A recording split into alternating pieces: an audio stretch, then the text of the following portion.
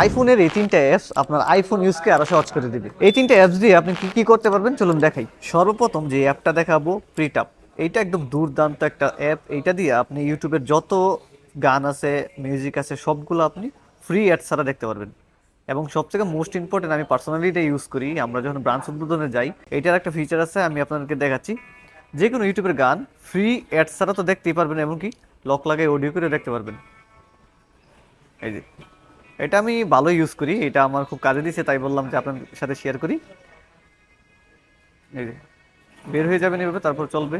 আচ্ছা, তারপর নেক্সট দেখাবো ব্ল্যাক হোল। খুবই ফেমাস একটা অ্যাপ। যে কোনো সোশ্যাল মিডিয়ার ভিডিও আপনি ধরেন ইউটিউবে আছেন, হ্যাঁ,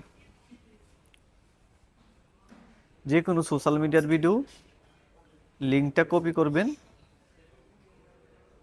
ব্ল্যাক হোলে আসবেন, এসে এখানে ক্লিক করবেন, অটোমেটিক ডাউনলোড হয়ে চলে যাবে আপনার গ্যালারিতে।